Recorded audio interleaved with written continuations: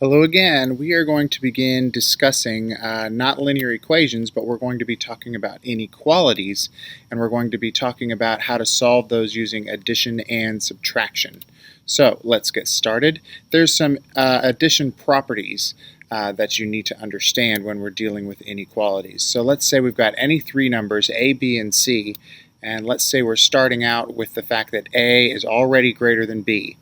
Well, if I add C to both of those numbers, then the first number is still going to be greater than the second number. Let me show you what I mean by that. So let's say we've got two numbers, A and B. A is heavier than B already. I'm going to add the same amount to each of those numbers while the first amount is still greater than the second amount. That comes in handy when we're solving these inequalities. Okay. And similarly, if the first number is less than the second number, then if I add the same amount to both numbers, then the first amount is still less than the second. So here's that same scale again. This time A is less than B, so it's not as heavy.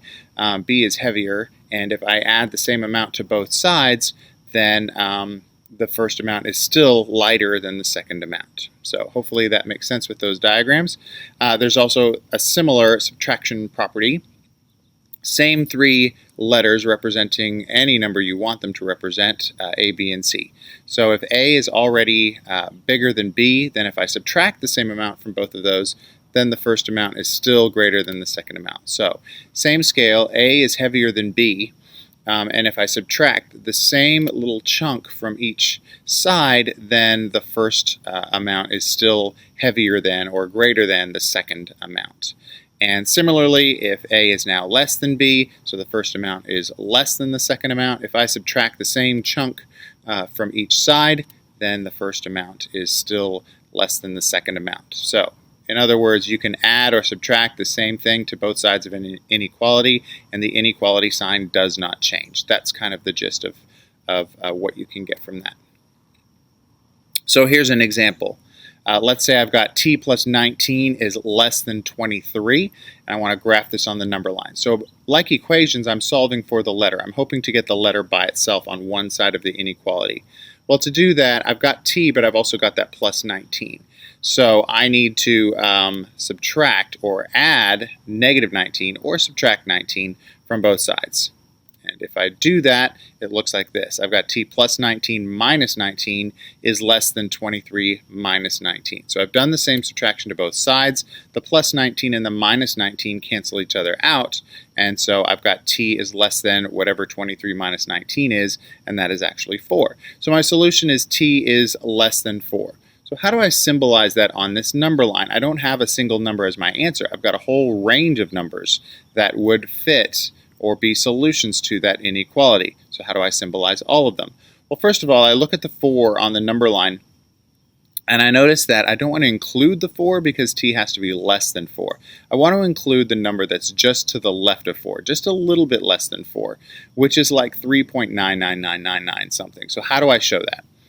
I use a hollow circle to symbolize that the numbers start just before 4, but they don't include 4 itself. And then to show that I want to include all the numbers that are less than 4, like 3 and 2 and 1, I put a big long arrow to symbolize all of those numbers. So that is how I'm going to symbolize my solution to that inequality, t is less than 4.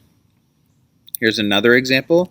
Let's say I have 4w minus 3 is less than or equal to 5w. Well, now this time I've got w's on both sides. But I know the addition and subtraction property works for everything, and that includes letters and numbers and terms.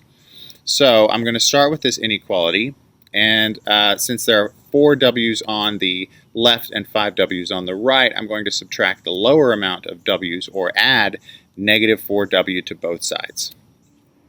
So if I do that, I've got negative 4w plus 4w minus 3 is less than or equal to negative 4w plus 5w. The negative 4w and the plus 4w on the left are going to cancel each other out. So I've just got negative 3w is less than or equal to, negative 3 is less than or equal to negative 4w plus 5w, which simplifies to w. Okay. So I like the letter to be on the left. So I'm just going to rearrange that. So if negative 3 is less than or equal to w, that means w is greater than or equal to negative 3. Okay, so how do I symbolize that? Well, this time I'm looking at the -3 on the number line, and I do want to include it because W can equal -3. So rather than use a hollow dot to symbolize that I don't want to include it, I'm going to use a solid dot to symbolize that I do want to include the number -3 and everything that's bigger. So this time my arrow is going to go to the right. And that's how I symbolize that solution on the number line. Okay, here's another example. Let's say I've got 8p plus 3 is less than 7p plus 4. Now I've got a couple of steps to do to solve this because I've got letters and numbers on both sides. So there's where I'm starting. That's my inequality, and I'm going to work with the p's first. So I'm going to add -7p to both sides. And if I do that, I've got -7p plus 8p plus 3 is greater than -7p plus 7p plus 4. And you can see that the -7p and the plus 7p on the right cancel each other out, and the left-hand side is going to simplify to just p plus 3 is greater than 4. Now I've got to get rid of that plus 3 that's on the left, so I will add -3 to both sides, and if I do that, it will look like this. P plus 3 minus 3 is greater than 4 minus 3, and the plus 3 and the minus 3 on the left are going to cancel each other out. And I just need to simplify the right-hand side, so p is greater than 1. Now p is greater than 1, but not equal to 1, so I'm going to have to, again, use a hollow circle on the 1 and draw an arrow going to the right. And that's how I symbolize all the solutions to that inequality. So here's a real-world example. Henry needs at least $5 to buy lunch at Dairy King. He has $3.25. How much more does he need? So he has $3.25. He needs an additional amount in order to have at least $5, which means $5 or more. So the amount he has plus x has to be greater than or equal to $5 in order to buy lunch. So to solve this, we're going to add -3.25 to both sides to get x by itself. And if I do that, it looks like that. So the red -3.25s have been added. On the left, the -3.25 and the plus 3.25 are going to cancel, and the right side needs to be simplified, so it is x is greater than or equal to 1.75. What does that mean for Henry? It means that Henry needs at least $1.75 more in order to be able to afford lunch at Dairy King. All right, so that is addition and subtraction being used to solve inequalities. If you have any questions, please let me know, and I will see you tomorrow.